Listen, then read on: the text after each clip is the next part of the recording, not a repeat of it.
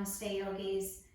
Today I want to talk to you about downward facing dog, a foundational posture that you find in a lot of yoga classes. So a couple different options. I'll show you full expression of downward facing dog and then some modifications, especially if you have wrist issues. Sometimes using blocks can be super helpful.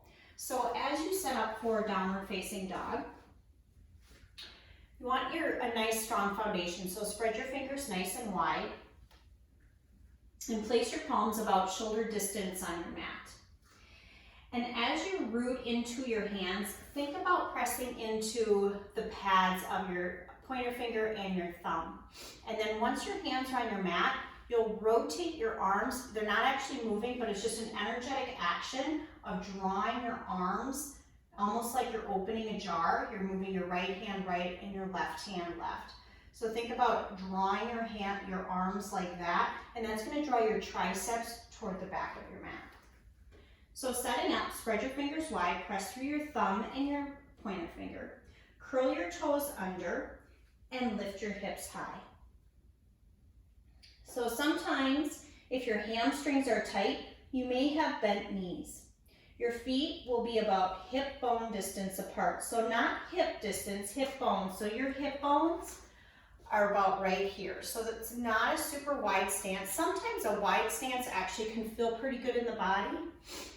So play around with it, see what works for you. There's no right or wrong. Just think about how it feels in your body. And once you find your position, sometimes if you're too close together, a lot of weight in the wrists. So walk your hands out so you find a comfortable position, or walk your feet back, whatever the case may be. And then again, find that rotation almost like you're opening a jar with your left and right hand, and draw your triceps toward the back of the mat. And what that will do is engage the muscles in your back. And then pull your navel in, pull your belly button toward your spine as you engage your abdominal muscles. And you can allow your head to hang down. Soft neck. You can shake your head yes and no. And then keep your legs active. So if they're just kind of hanging out, a lot of that weight will go into the wrist. So keep your legs active. Press your heels towards your mat. They don't have to touch the mat. Oftentimes they don't. And then at the same time you do that, draw your torso closer to your legs. So creating an inverted V with your body. Now, if you have issues with your wrists, a helpful option is to place blocks underneath your hands. And I like to place the edge of the block right about the pad of my palm. And again, spread your fingers wide, curl your toes, and lift your hips high. Again, play around with the stance that works for you.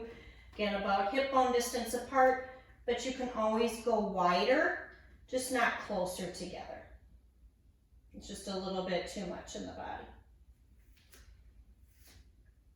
And when you're using the blocks, what this does is it takes some of that deep flexion out of the wrist and brings it a little bit more even, so there's not as much tension in the wrists.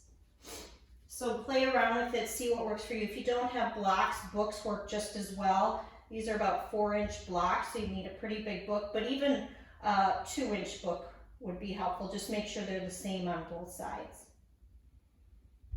And there's your downward facing dog. If even this posture is a little bit too much in your body, you're still building some strength, a nice option if you're taking a class and there's a lot of downward facing dogs, tabletop is a nice option. Spreading your fingers wide, stacking your shoulder, elbow, and wrist, and your hips over knees. This is a beautiful option if you need some breaks from downward facing dog. And you can change it up throughout class, taking down dog sometimes, tabletop sometimes. So I hope that was helpful, yogis. Reach out with questions. Namaste.